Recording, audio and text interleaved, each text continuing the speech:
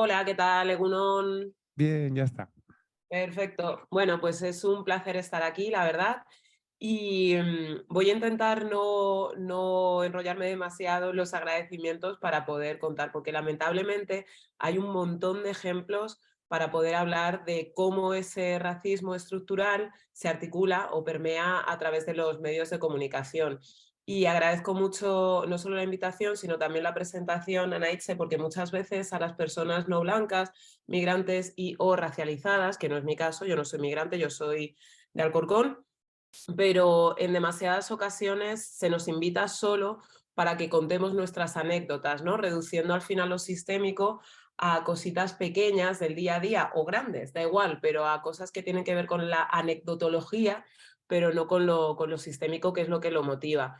Yo tengo una presentación, bueno, veo que no puedo compartir presentación, no pasa nada, lo puedo explicar porque tengo lamentablemente un montonazo de ejemplos y si bien es cierto que yo al trabajar en televisión pues utilizo un montón la imagen porque muchas veces pensamos que se trata solo de palabras y sin embargo va mucho más atrás. El punto de partida es entender que el Estado español ocupa una posición geográfica que provoca que necesitemos, y esto es muy fuerte lo que voy a decir, pero es así, necesitemos deshumanizar a un grupo de personas que obviamente son humanas para poder perpetrar según qué políticas. Esto es el punto de partida, ¿no? Y es curioso teniendo en cuenta, o no es curioso, precisamente porque estamos muy cerca y hacemos las veces de puerta de Europa, pues todo esto es necesario, ¿no? Estamos a 14 kilómetros en las costas del sur del Estado español. Desde esas costas se pueden ver las costas del norte de África, especialmente en los días en los que no hay niebla, y esos 14 kilómetros se han recorrido desde que existen. Si bien es cierto que antes directamente estaban pegados. Pero bueno, hay una perspectiva constante de personas negras, y me ciño sobre todo a personas negras, aunque caben también otras personas migrantes, por lo obvio, pero hay una perspectiva de personas negras como eternas recién llegadas, cosa que no es real, ¿no? En el siglo XVI, durante la Edad Moderna, las ciudades con más personas negras de Europa eran Lisboa, Sevilla y Cádiz, por todo lo que tiene que ver con la trata de personas esclavizadas, por no hablar de que en ese 711 entraron no solo pues lo que la gente piensa que son los musulmanes, ¿no? Árabes. Entraron árabes, entraron amazigh y entraron también personas negras. Pero hay esa perspectiva de personas eternamente recién llegadas que además tiene consecuencias terribles en términos de cómo se nos percibe, porque cuando tú eres una recién llegada perpetua, ¿no? En esa narrativa del presente continuo de gente que llega, pero nunca está ni es del sitio, ¿no? Tú siempre vas a ser huésped, jamás vas a ser vecina. Y esto tiene consecuencias en términos también de convivencia. Cuando tú eres huésped, digamos que la sociedad piensa que te están agasajando. Cuando tú eres vecina, vecino, vecine, la perspectiva que tienen de ti es diferente, porque tú ya estás construyendo igual que el resto, sumando igual que el resto. Entonces, los medios de comunicación tienen cierta responsabilidad, y no digo que sea la única, porque al final los medios de comunicación no dejan de ser un elemento más o un agente más de socialización, pero tiene mucho peso el poder de las imágenes y de esa representación, pero tiene peso, como digo. El punto de partida además es que hay una representación completamente antiperiodística. Una de las pocas cosas de las que yo me acuerdo de la profesión, porque hay que decir, o más bien de la facultad, porque esto más que profesión es oficio, que se aprende haciendo y haciendo, ¿no? Es que tenemos que responder a las 5 WH, qué, cómo, cuándo, dónde, por qué, quién, ¿no? Sin embargo, en las noticias que vemos sobre migraciones, sobre personas que llegan, sobre todo, aunque no solo, a través del mar, pero también saltando la valla, es que nos cuentan el qué, ¿no? Ha pasado esto, han venido no sé cuántos, ¿no? El cuántos también nos lo cuentan. Nos cuentan el a dónde han llegado, al muelle de Arguineguín, pero no nos cuentan el de dónde vienen, porque nos hablan de África subsahariana, y eso no existe. África subsahariana comprende más de 40 países con realidades muy diferentes, ¿no? Entonces tampoco nos cuentan los porqués, porque no nos están contando el de dónde. Al final, esto lo que hace es ahondar en esa imagen que tenemos de África como agujero de calamidades inmenso donde cabe mutilación genital femenina, que la hay, pero solo en algunos países, guerra, que la hay, pero solo en algunos países, ¿no? Enfermedades, desastres naturales, etcétera, etcétera. Y que además está reforzado por el hecho de que prácticamente ninguna televisión ni ningún medio de comunicación del Estado español tiene corresponsalía en África negra. Puede trabajar con freelance, puede trabajar con lo que le llega de agencias, que por ejemplo EFE sí tiene en creo 4 o 5 países del continente africano, que también debo decir que recuerdo una vez que me llamó la corresponsal de Nairobi, Kenia, para ver si le podía poner en contacto con alguien de Guinea Ecuatorial porque iba a ir para allá a cubrir las elecciones. Entre Nairobi y Guinea Ecuatorial hay muchísima más diferencia que la que puede haber entre Euskadi y Kiev, ¿no? Está lejísimo, ¿no? Y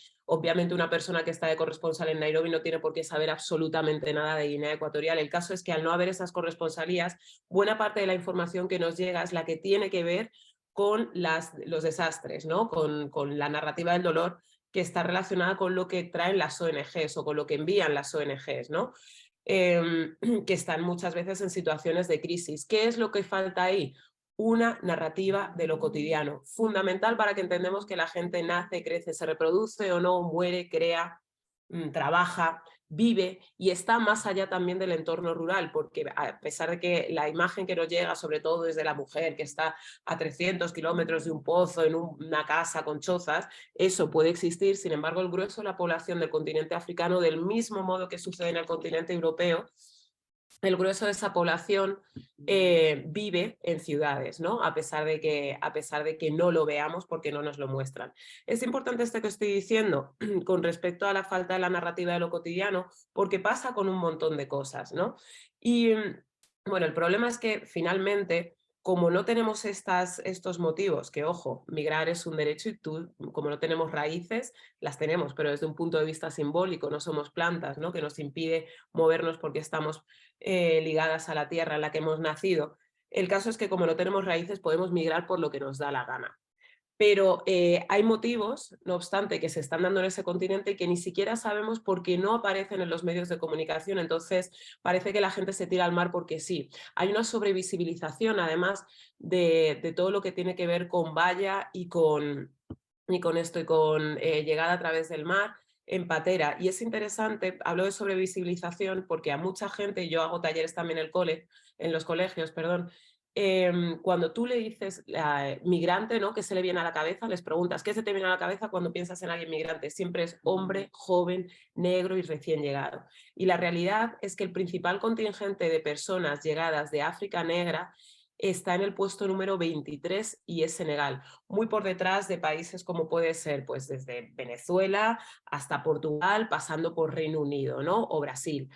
Sin embargo, es esto, ¿no? Hay esta necesidad de espectacularizar la inmigración cuando se trata de un tipo concreto de ser humano y cuando viene de una parte del planeta, ¿no? De la cual no sabemos demasiado, ¿no? Esa idea de África ignota que todavía se mantiene. Es interesante que en ese proceso de deshumanización también, yo antes lo he dicho, ni siquiera se cuenta el quién, continuando con esos 5 WH. No hay nombre siquiera, no hay país del cual proviene, no hay familia que le llora, simplemente hay masa. Estamos tan acostumbradas a ver en esa narrativa del dolor perpetua a gente negra sufriendo, vomitando agua, ¿no? Pues eso, cabecitas que flotan en el Atlántico, en el Mediterráneo, o manos, ¿no? Solicitando ayuda, que nos hemos olvidado que esas personas tienen nombre o que no hemos querido darles la posibilidad de que se las lea como tal. Y además también hay una cuestión de empatía por semejanza. Muchas veces cuando utilizo vídeos también pongo una imagen del documental que hicieron del Astral, una partecita del vídeo en donde salen personas que están en los barcos de rescate, gente que está haciendo una labor brutal, la verdad, pero reflexiona, ¿no? Acerca de cómo en su caso sentían una empatía mucho mayor cuando estaban trabajando en Lesbos porque se parecían a ellos, ¿no? Es que se parecían a nosotros y tenían nuestros mismos móviles y llevaban las mismas marcas. En cambio con estos, claro, al ser de otro color, es verdad que luego te sonríen y al final ahí conectas, que esto es interesante por varias cuestiones. Primero, porque se produce un ejercicio de empatía por semejanza que es tremendamente humano. Es tremendamente humano y visceral. También está muy conectado con que la gente que estamos aquí estamos acostumbradas a ver siempre a personas de una manera en los medios de comunicación y a conectar con esas historias. Yo, al ser parte de una comunidad que es minoría, pues también puedo empatizar perfectamente con personas blancas. Si bien es cierto que reconozco que yo, por ejemplo, pues cuando había mundiales iba con Francia, con Holanda o con los países del continente africano, porque esa empatía por semejanza también conectaba. Pero he leído toda mi vida libros protagonizados por personas blancas, bla, bla, bla, bla, bla, y lo he hecho. Es verdad que aquí cuesta más porque estáis acostumbrados a ser mayoría. Sea como fuere, es interesante el tema este de, a ver, perdonadme porque, vale, el tema este de lo que decía de, pero luego nos sonríen y se nos olvida todo, ¿no? Esto tiene que ver también con la necesidad de ser excepcional para que puedan conectar contigo. Y lo hemos visto, por ejemplo, en Bilbao, cuando se tiró un chico senegalés a la ría de Bilbao para salvar a una persona, ¿no? De cómo tienes que ser un superhéroe, primero para aparecer en los medios de comunicación y luego para que se solicite que seas nacional, ¿no? Para que puedas tener los mismos derechos que el resto de la ciudadanía. Esto es bien interesante, porque además se articula de una manera diferente si eres hombre o si eres mujer. No tengo constatado cómo es en el caso de las personas no binarias, porque todavía es algo como muy reciente, no su existencia, sino su reconocimiento en temas en medios de comunicación. El caso es que en el caso de las personas negras, que yo he dicho que nunca están, ¿no? Solo llegan, pero no forman parte de la sociedad, solo pueden tener un hueco si son superhéroes. Si escalan un edificio en Francia para salvar a un bebé que estaba pendiendo, ¿no?, de un balcón, si salvan a una persona en Denia, si se tiran al agua en Bilbao, si se tiran de nuevo, en este caso, al mar en Málaga, ahí sí tienen derecho a aparecer.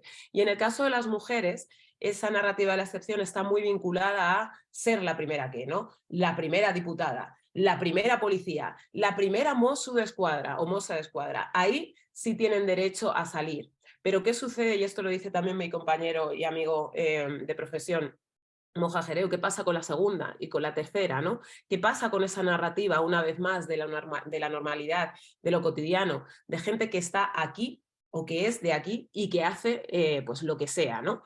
Eso ya desaparece. Sin embargo, también en esta narrativa de la excepción hay una narrativa de la excepción en negativa que tiene que ver con el inmigracionalismo, que es un término de Rezacoge que mezcla inmigración con sensacionalismo.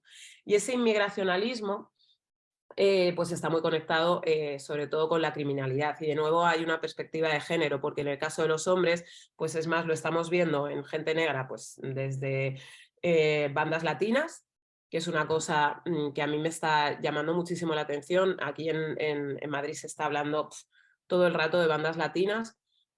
Pero estamos viendo también en el caso de los menas, de cómo les llaman, ¿no? Menas, cuando son niños, menores extranjeros no acompañados, y cómo además se está equiparando mena a criminal cuando es un acrónimo de menores extranjeros no acompañados. Esto también lo estamos viendo un montón. Se vio especialmente hace como 2 o 3 veranos en Barcelona, que aquello era lo único que sucedía, ¿no? En todo el Estado español era Barcelona y menas. Y recuerdo, son niños, ¿no? Entonces, como digo, hay una narrativa de la excepción que va por ahí. En el caso de las mujeres, esa narrativa de la excepción en positivo es la primera esa que es buenísima, ¿no? La madre coraje que ha venido con el niño y que ha superado no sé qué, pero también esa madre coraje, esa idea de madre súper fuerte que ha sorteado un montón de problemas y no sé qué, es bien débil, porque si de repente ese bebé muere por el camino, pasa a ser madre irresponsable. No sé si recordáis las imágenes de esa madre gritando my baby, porque se acababa de ahogar su bebé en el Mediterráneo. Son imágenes que nos pusieron en el informativo mientras comíamos. Sí que es cierto que en algunos informativos avisaron, bueno, las imágenes son un poco duras, pero eso es muy fuerte, porque estamos normalizando, mientras nos comemos nuestras lentejas, imágenes que no deberían ser normales, y que no solo no deberían ser normales, sino que existe una asimetría a la hora de mostrar dolor cuando se trata de Occidente y cuando se trata de lo que es otra cosa, ¿no? Lo que hay más allá de Finisterre desde un punto de vista simbólico.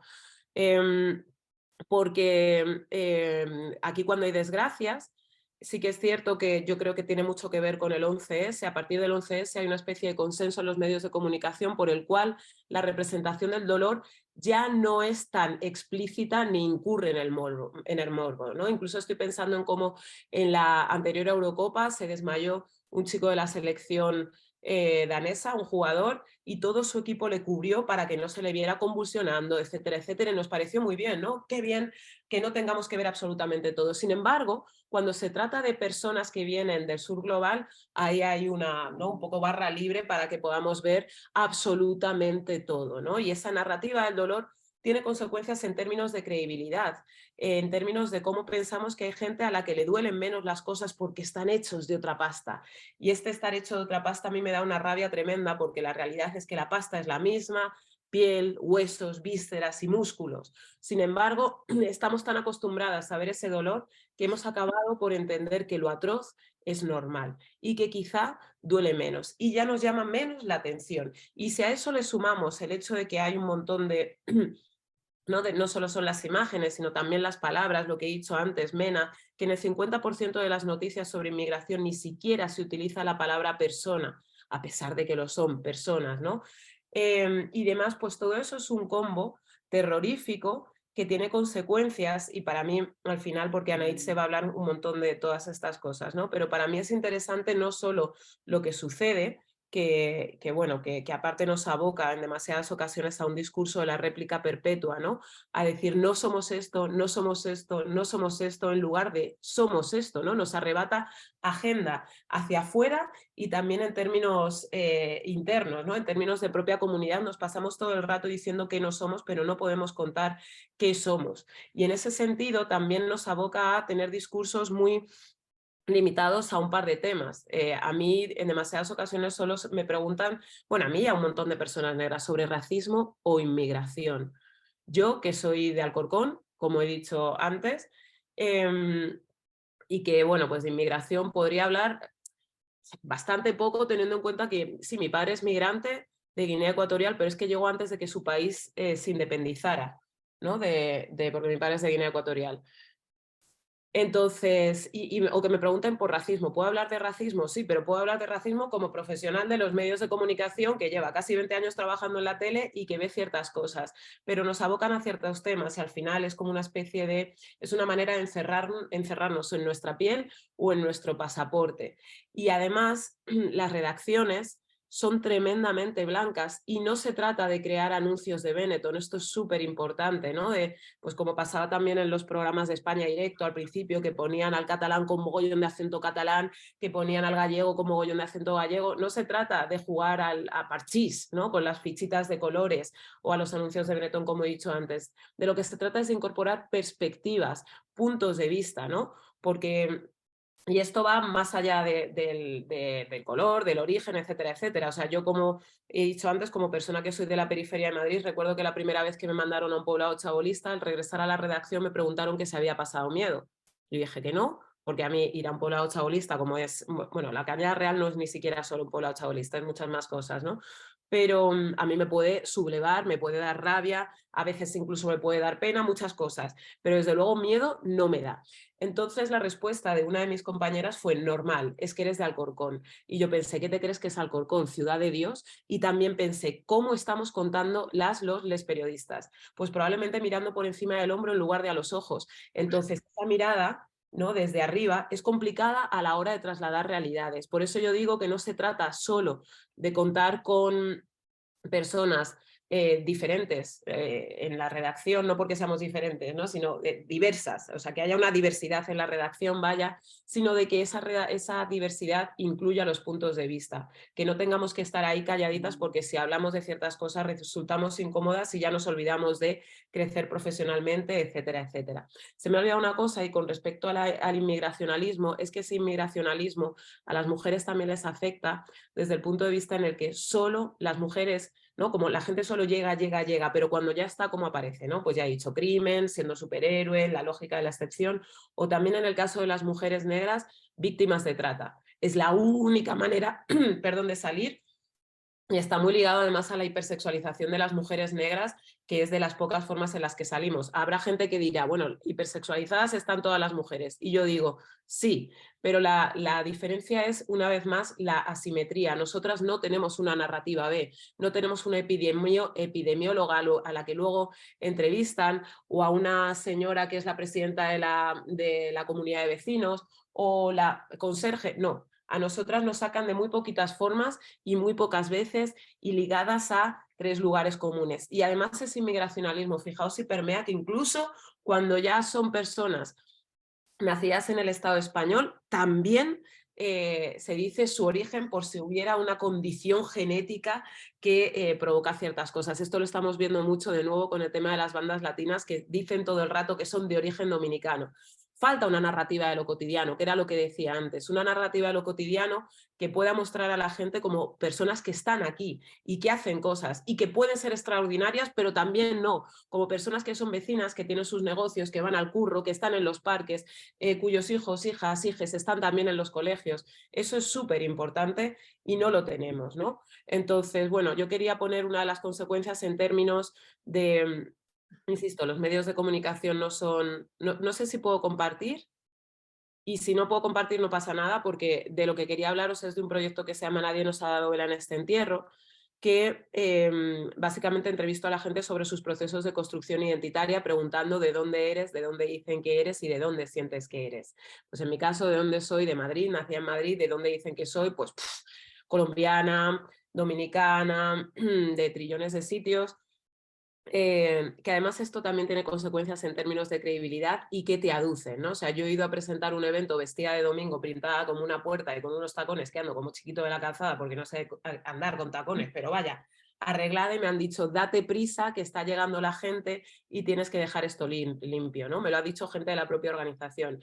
En términos de credibilidad, que ojo, no eres menos porque seas la persona que limpia, sino porque no te pueden imaginar más que en ciertos lugares, porque en los medios de comunicación no apareces o solo en ciertos lugares, no hay un imaginario como muy reducido.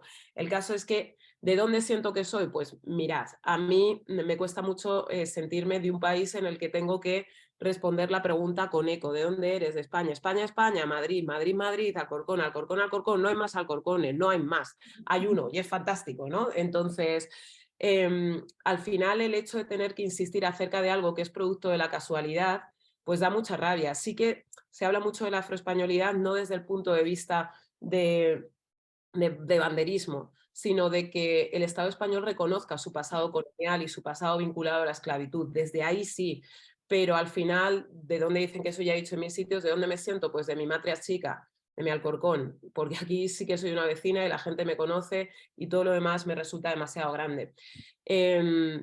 Entonces, esto es alguna de las cosas que están pasando, ¿no? Desafección nacional, a muy poca gente le cuesta, o sea, a mucha gente le cuesta decir que es del lugar del que tiene su pasaporte cuando lo tiene, o del que ha nacido, porque no es lo mismo tener pasaporte que nacer en el sitio. Después, búsqueda de matrias alternativas que pueden tener que ver con lugares, pero puede tener también que ver con movimientos culturales, ¿no? Me decían algunos, pues yo le pertenezco al hip hop, otro me decía, yo soy de la afrodescendencia.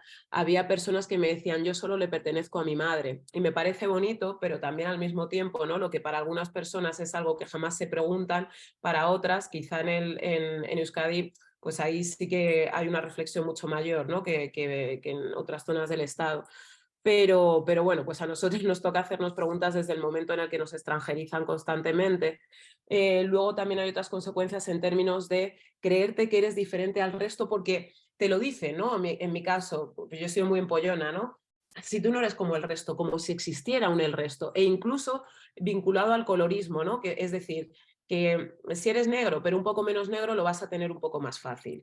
Esto es simplificarlo mucho, pero básicamente es así. Y es cierto que yo he crecido con personas que me decían, pero si tú no eres ni negra, como si ser negra fuera algo negativo. Luego también pues puedes llegar a crecer con muchísimo complejo, porque si no te ves en determinados sitios es muy difícil que te imagines en esos sitios y eso es fundamental, ¿no? Que la gente entienda que el poder de verse es, por ejemplo, mi padre ha sido maestro toda su vida, ¿no? Y recuerdo un día que le preguntaba a un chico que fue nominado a los Goya, un chico negro de aquí de Alcorcón, oye, está guay que hayas sido nominado, pero ¿no estás cansado de poner un acento que no es el tuyo?